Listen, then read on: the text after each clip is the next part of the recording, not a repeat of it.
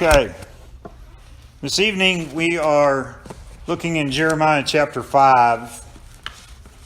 We're probably only going to cover verses 20 through 24 in Jeremiah chapter 5.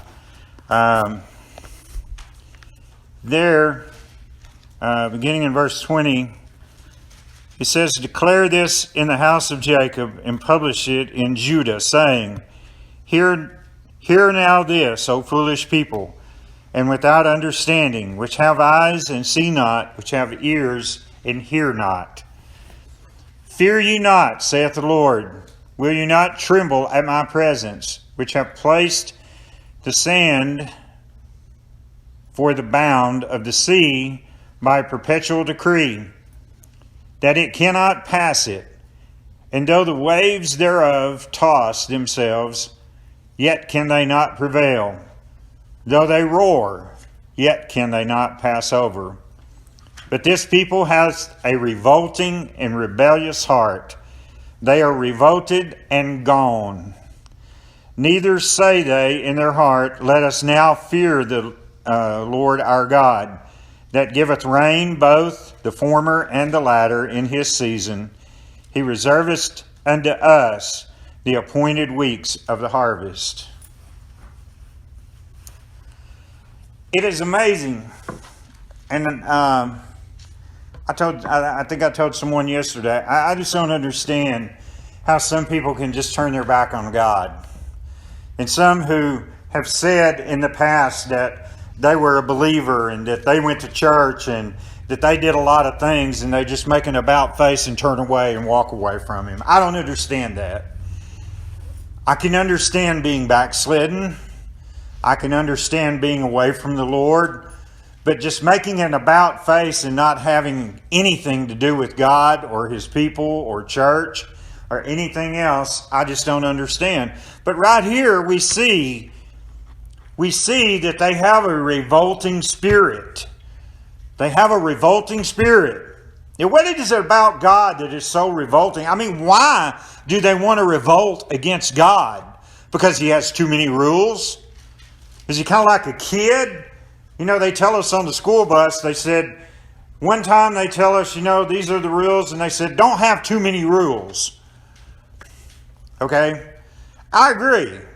I have a few basic rules. Everything else will fall in there somewhere. But I have a few basic rules, and most drivers do. It's sort of like the acronym for KISS. Keep it simple, stupid. You know what I mean? You ever heard that? Keep it simple. Keep it simple. And but even sometimes when you keep it simple, it's almost like, I don't want to hear it. I don't want to hear it. The same people that would sit in church 20 years ago and listen to every word that is said, and now they won't sit and listen to anything. It's like they've gotten mad at God. It's like they've turned away from God. They've turned their face away from God. They've turned their life away from God. It's like they've turned God off. Well, first thing I want to do is question their sincerity. I want to question whether they're really saved or not. A lot of times when people act like that, they were never saved in the first place. They just went through the motions. They went to church because mom and dad expected me to. They went to church because, so-and-so went to church and blah, blah, blah. There's a lot of different reasons. But when you get to talking to them and you get to understanding what their reasons were, you find out that their reasons and their motives were not what they should have been. Well, I only went to church because I liked the preacher. I only went to church because I liked the Sunday school teacher. I only went to church because I liked this or I liked that. What about God? Where does God fit in all that? You name all these people and you name all these things, but what about God? Where does God fit in? In the same way here with Israel and Judah, where does God fit in? Where does He fit in? He's been a part of their national life since He brought them out of Egypt. They've seen a lot of things happen, and I'm sure they heard about all these things that have happened. Crossing the Red Sea, 40 years in the wilderness, all of these things, and God has provided everything. the early and the latter rain, the seed time and the harvest is all ordained by God. They've been prosperous in the land. What else are they looking for? What else do they want? I think it's ultimately what every human being wants. They want control.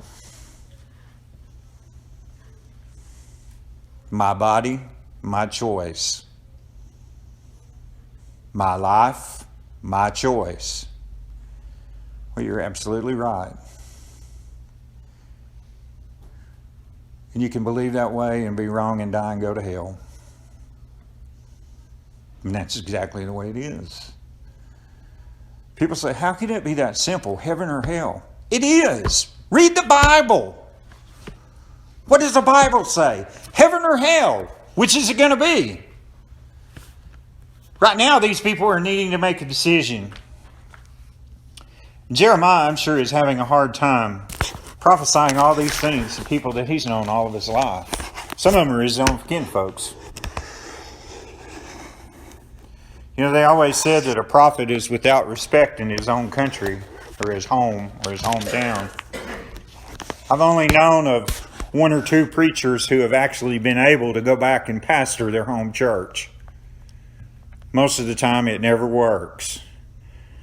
Because you'll have little old ladies in there, I remember you sitting on my knee. I remember changing your diaper. I remember all that. And they never get the respect. They never get the respect because all these, well, yeah. You're telling me how to live. I remember when you were a teenager. You remember that? You remember that? You know what I'm saying? And a lot of times they never stand a chance. I mean, they don't stand a chance. People won't listen because, we've known you all your life. We've known you all your life. But there's been one or two that I've known of personally that have gone back and pastored their home church and been successful. And that is far and few between. Deuteronomy chapter 32. In Deuteronomy chapter 32.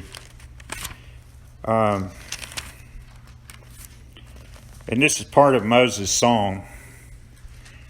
In Deuteronomy chapter 32, in verses 4 through 6, He is the rock.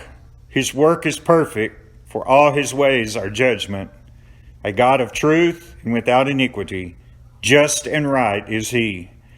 They have corrupted themselves. Their spot is not the spot of his children.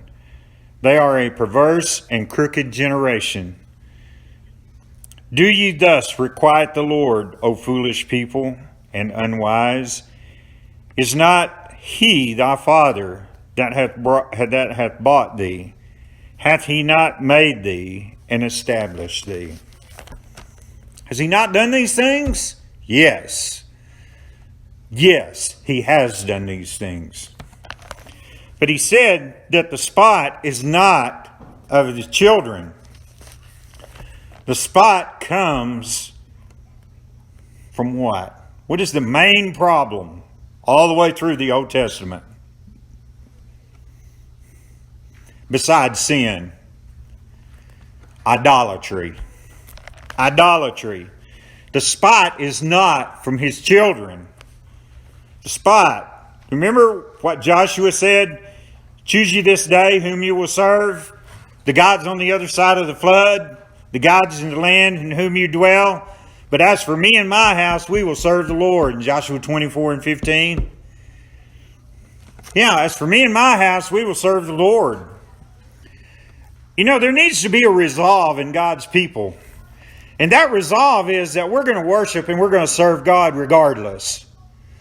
Regardless of what anybody says, regardless of what anybody does, we're going to remain faithful to God. And that's what God has desired all the way through His Word.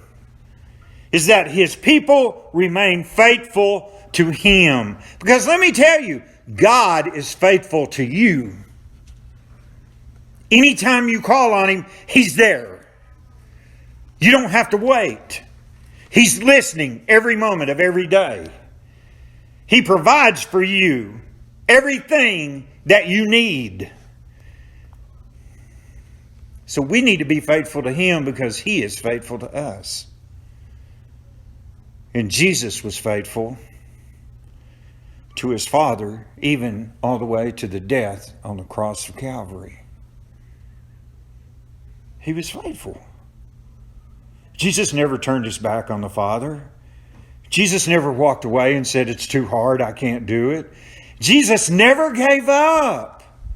But how many blood-bought people turn away and just give up? Oh, it's too hard. It's too hard. They've been listening to the social gospel, the prosperity gospel, the comfort gospel, instead of the real gospel. Jesus never said it was going to be easy.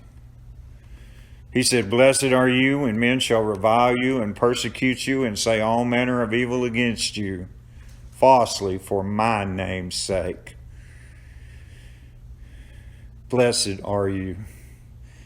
Remember in the Gospel of John, just a few chapters ago, He said, they will hate you because they hated me, and you represent me.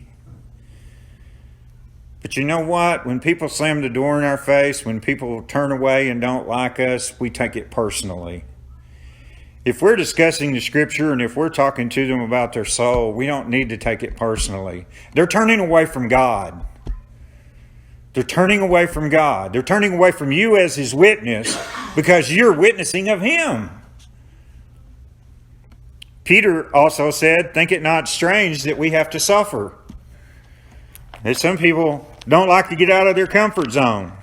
And many times in the Christian walk, you have to get out of your comfort zone. In Psalm 95 in verses 7 and 8, said, for He is our God, and we are the people of His pasture, and the sheep of His hand. Today, if you will hear His voice, harden not your heart as in the provocation, and as in the day of temptation in the wilderness, when your fathers tempted me, proved me, and saw my work. 40 years long was I grieved with this generation, and said, it is a people that do err in their heart, and they have not known my ways, unto whom I swear in my wrath that they should not enter into my rest. 40 years in the wilderness they had to spend because they wanted to worship some other god. They did not want to worship. Moses went up on the mountain to receive the law. They said, fashion us. They told Aaron, they said, fashion us a god that we may bow down and we may worship. When Moses came back down, they were not only worshiping the golden calf, they were slobbering drunk. They were inebriated. As they say on the Andy Griffith Show, they were gassed. Okay?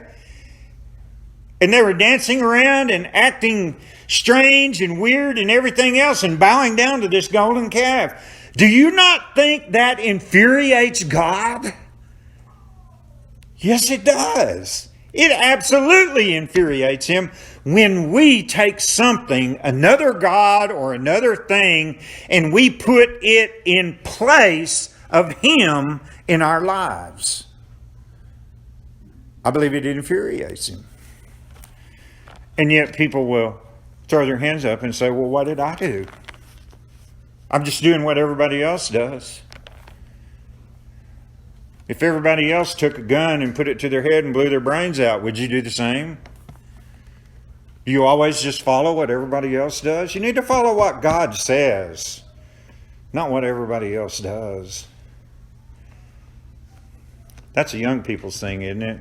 Didn't you always want to be popular? Didn't you always want to be... I never did want to be like everybody else. I guess I was a peculiar person. Different. Oddball. I didn't want to be like everybody else. I didn't want to have a hangover. I've seen so many of my friends be so sick because of their drinking. Because a lot of the guys I graduated with, that's all they wanted to do was party all the time. And I mean, it was almost every weekend. There was a keg party somewhere. And I had plenty of opportunities to do those things. But I said, no. I looked at the winos in my town and saw, I don't want to end up like that. I saw my great-grandpa's, it would have been my grandpa's sister and her husband. They stayed inebriated 24/7. They both died early, and they both had pickled livers. Because they drank all the time. They literally drank themselves to death. I saw a lot of that. I didn't want any of that. But so many people, oh, well, everybody else is doing it. I think I'll do it too. In Isaiah chapter 6 and verse 9, Isaiah says, and he said, "Go and tell this people, hear you indeed, but understand not, and see you indeed, but perceive not. Make the heart of this people fat, and make their ears heavy, and shut their eyes, lest they see with their eyes, and hear with their ears, and understand with their heart, and convert, and be healed. Then said I, Lord, how long? And he answered, until the cities be wasted without inhabitant, and the houses without man, and the land be utterly desolate. And the Lord have removed men far away, and there be a great forsaking in the midst of the land." And this is almost the same exact thing as what was said in Jeremiah, was it not? Almost the exact same thing. Almost the exact same thing as we're hearing in the book of Jeremiah. We find there in the book of Isaiah. Over in the New Testament, in Matthew chapter 13,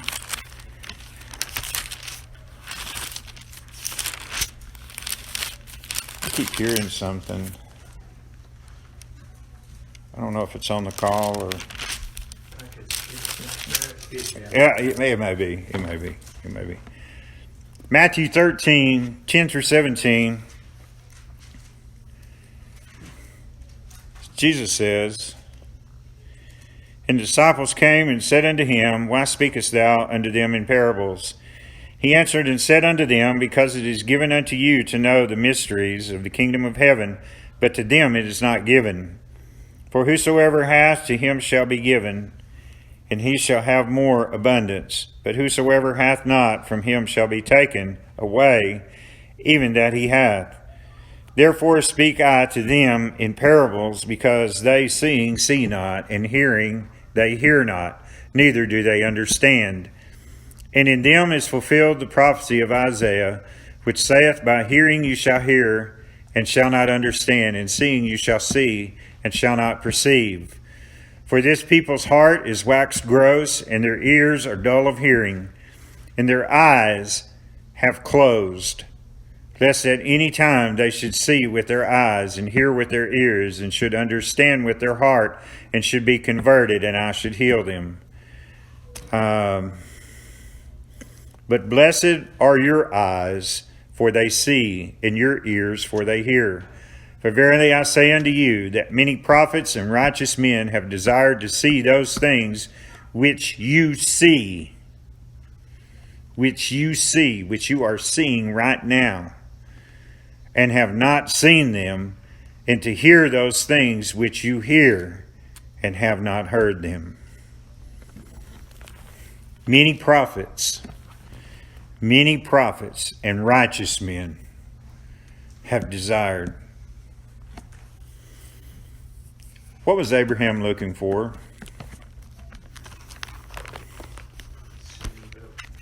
A city not made with hands, wasn't he?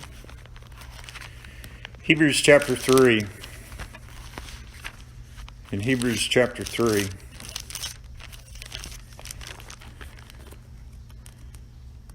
Beginning in verse 7.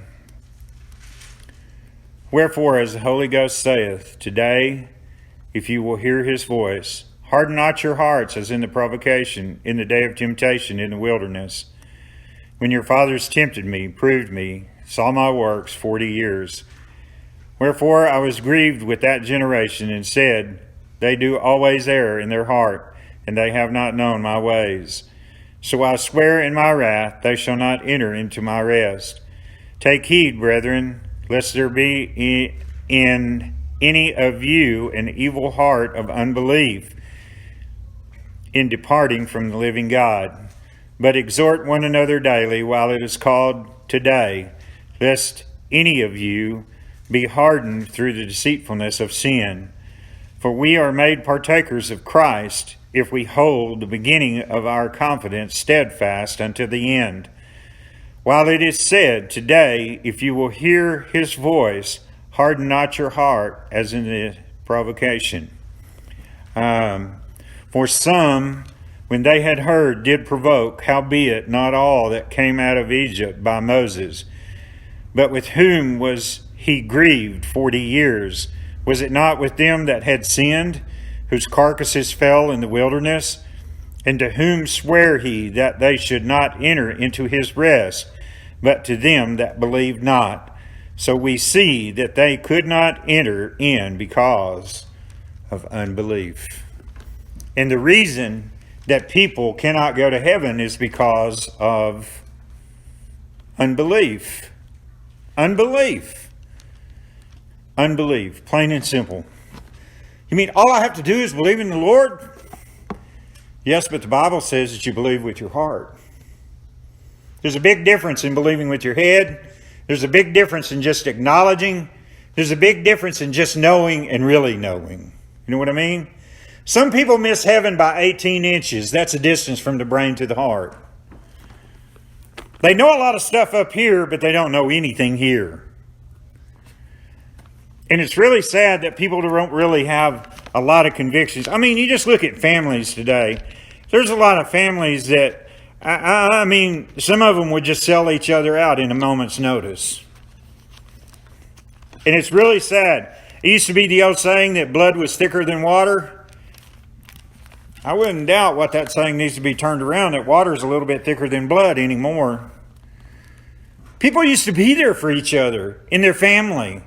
They used to be there for each other, but anymore, no. In Psalm 115,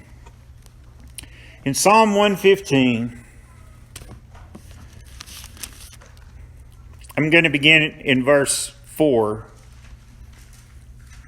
I'll read verses 4 through 8. Their idols are silver and gold, the work of men's hands. They have mouths, but they speak not. Eyes have they, but they see not. They have ears, but they hear not. Noses have they, but they smell not. They have hands, but they handle not. Feet have they, but they walk not. Neither speak they through their throat. They that make them are like unto them, so is everyone that trusteth in them. There you go. Idols of silver and gold. By the way, what's the root of all evil? The love of money. I saw somebody on Facebook the other night said, you know, the root of all evil is money, and then somebody quoted and said, no, it's not the love of money. It's the love of money. It's the greed. It's the desire. It's putting the money before everything else. And that can basically be an idol, can it? Can't money be an idol? The almighty dollar? Kind of like Milburn Drivesdale on the Hillbillies. Cha-ching. If you were to look at his eyelids, they'd probably both have dollar signs on them. Remember how they had to wake him up when he passed out? A stack of bills. Just like smelling salt. You know, that's all funny and we joke about that, but how many people are exactly that way? Bunches of people. And it's really sad that it takes so much money to actually live. It really is. It's sad. And it would be wonderful if we didn't have to worry about money, right, Michael? Money's no object for you, right? Huh. Oh, you've got teenage boy. I'm sorry. Got to have money there. You know, the sad thing about it is you don't have to have a lot of money to have that problem. You know, But that's true.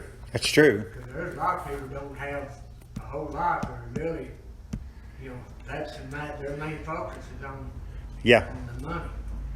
Yep. And when it's all said and done, there's a lot of things in this life that money can't buy. Of course, the old adage that we always hear is money can't buy you love.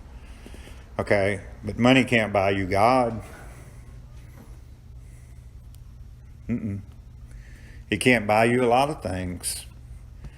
But there's a lot of people under the illusion that money is the magic answer to everything. No.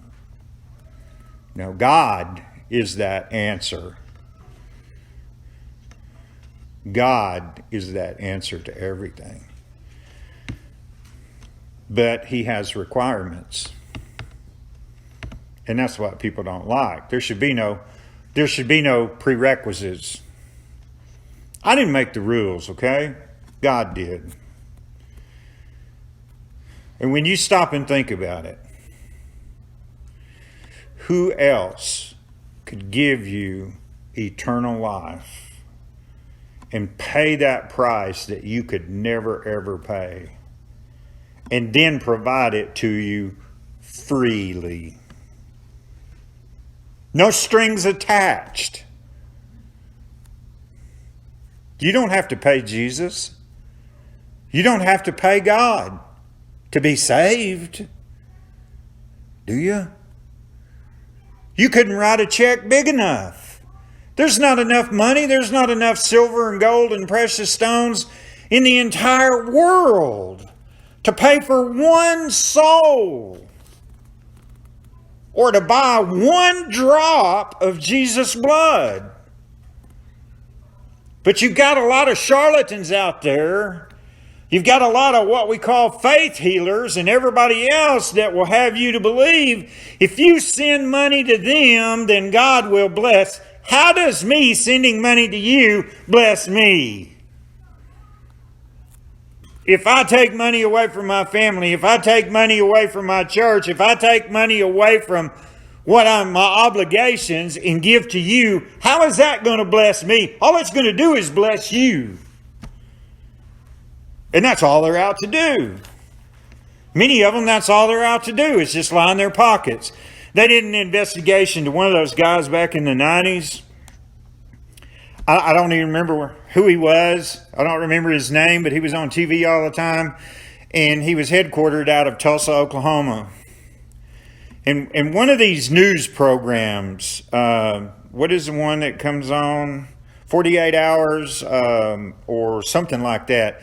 Anyway, they investigated to see, because he had people sending prayer requests in. Well, he found out that all of these prayer requests were sent to a consulting company that handled it.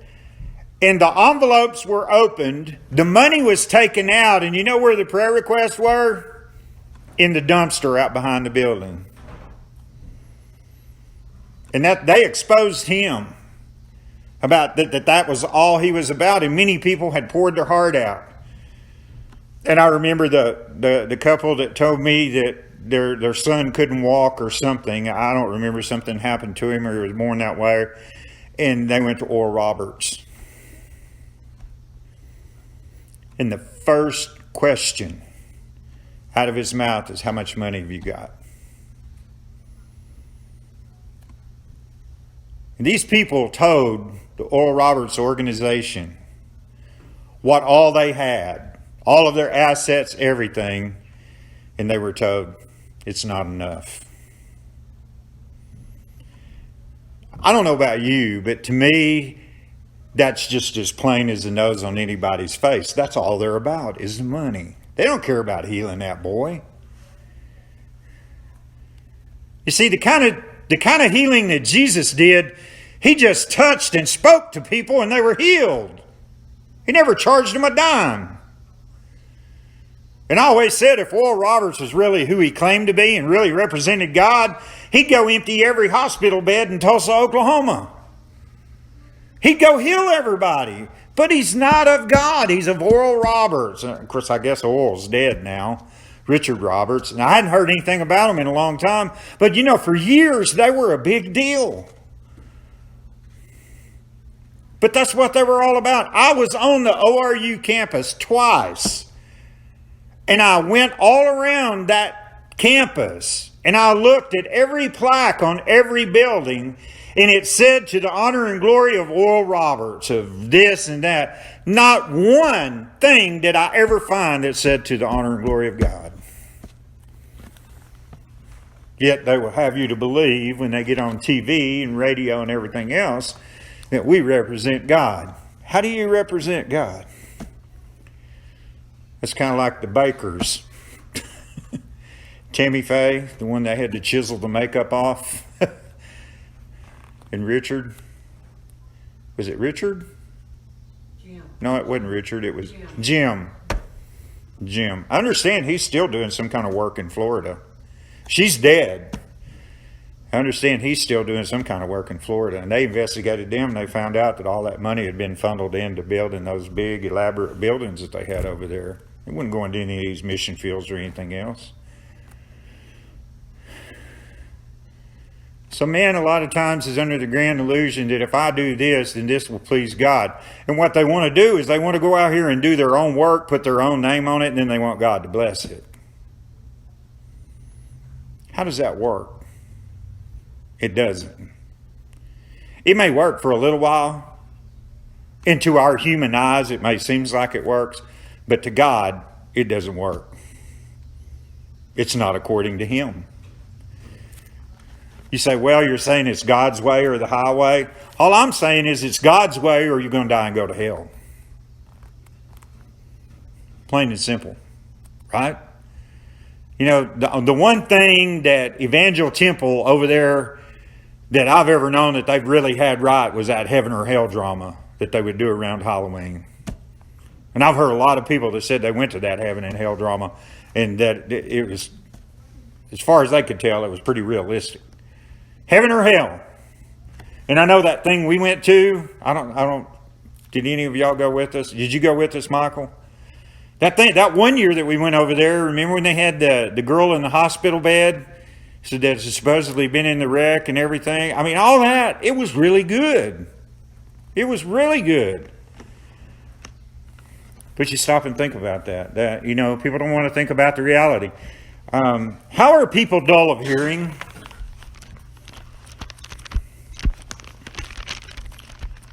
Rick, do you ever get dull of hearing of Kathy? No comment.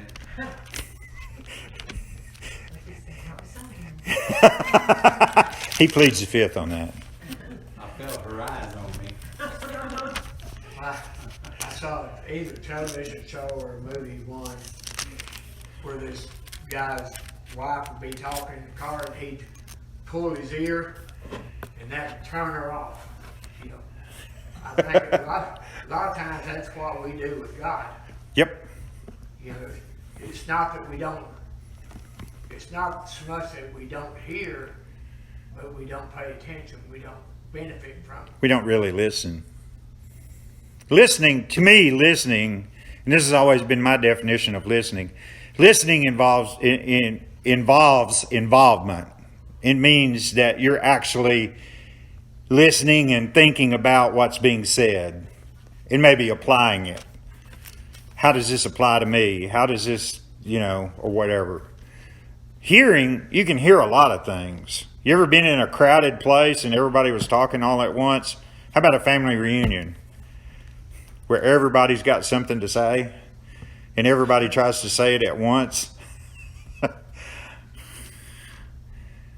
I just walked outside one Christmas. Everybody was yakking and talking about blah, blah, blah, blah, blah. You couldn't make heads or tails out of what anybody was saying. I just walked outside and get some peace and quiet. And sometimes that's what happens. We get dull of hearing. And sometimes children get dull of hearing because their parents tell them over and over and over and over and over and over and over and over. Did your parents ever get tired of telling you stuff, Jerry? No, they always told me stuff. Most of the time it was right. Reinforce it, huh? But children get dull of hearing. Their parents, especially when they become teenagers, their parents become the dumbest people on the face of the earth because they're evolving or they're growing up. The hormones are kicking in, going through the growing pains, and they think they're smarter, right? I can't tell you how many 24, 25, 26-year-olds I've talked to that changed their tune, and mom and dad were some of the smartest people that ever lived. After they get a little bit older, mom and dad are some of the wisest people they ever knew. They were exactly right. So was grandma and grandpa. I didn't always like what my grandpa had to say. And let me tell you, my grandpa got to the point where he would tell the same stories over and over and over. And he'd get mad at me because I'd finish the story for him. Because he'd be telling me again, I've already heard this. Okay. But I tried as much as I could not to disrespect him, and I always listened to what he had to say. I may not have always agreed with what he had to say, but I would always give him the benefit of the doubt and listen. And I think that's what we need to do with God. Deuteronomy 4:6, and we'll be done. Deuteronomy 4:6 says, "Keep therefore and do them, for this is your wisdom and your understanding in the sight of the nations, which shall hear all these statutes and say, surely this great nation is a wise and understanding people." You see, if you adhere to the Word of God, people are going to take notice. People are going to take notice. They're going to ask you, what is the hope that you have inside of you? What is it that keeps you going? What is it that keeps you calm in the midst of the storm? What is it that gives you peace when everything else around you is falling apart? It's God. Paul said it is a peace that passes all understanding. Peace that it does. God's peace passes all understanding. It doesn't make how in the world, but God can bring peace in the middle of a storm.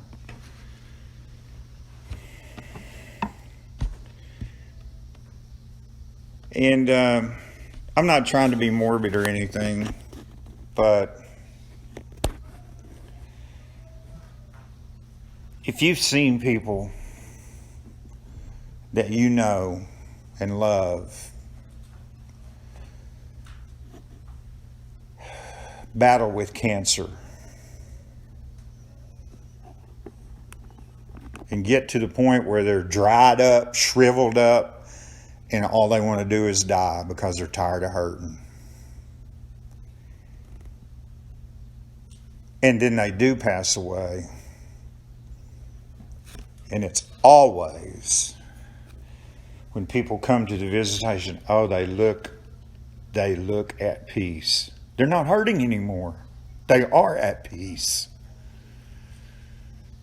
They're literally in a better place. And their bodies are not hurting anymore. Even though they're going to go plant that body in the ground. It's amazing. They look so at peace. So at peace. And they are. And I've noticed with cancer patients, I know my aunt's dad, I went to see him at St. Vincent and he was shriveled up in the fetal position. I saw him a week later back in my hometown driving his truck around town, and he looked better than he had looked in years. 2 days later, he was dead. It's almost like they have that last burst of life. And then it's over. That's not always the case. Sometimes cancer goes into remission and God spares them and they stay here. But if you've ever seen that, and witnessed that, and then you've gone to the funeral and you've seen the body and it looks like they're such at peace. They look like they're asleep. I remember Josiah was small and Bat Coley was the deacon down there at Corinth. And Bat would go in the afternoon, and sometimes we'd go over to Bat's house, Bat and Ernestine's house, and we'd eat lunch and everything, and we'd stay over there and kind of take it easy. Well, Bat would go back in there, and he kind of had a single bed set up in the room, and he would lay back and he would cross his arms like this. Well, Josiah would sneak up on him he thought he was sneaking up on him. And Bat looked at him and said, "I'm practicing. Don't I make a good corpse?" He was always doing that.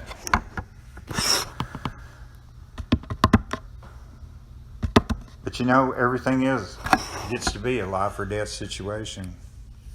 Where will you spend eternity? These people had no thought about it. They didn't care. And you remember reading, everybody that came out of Egypt was not an Israelite. There were a lot of people who came out with Israel. And God allowed it. And they were the ones that started everything. They are the ones that bellyached. They are the ones that complained. They are the ones that stirred everybody up to cry out against Moses and God and everything else. And then they had to reap the whirlwind, so to speak. 40 years in the wilderness because of your disobedience. Okay. That's all I have for tonight. You have anything before we dismiss tonight?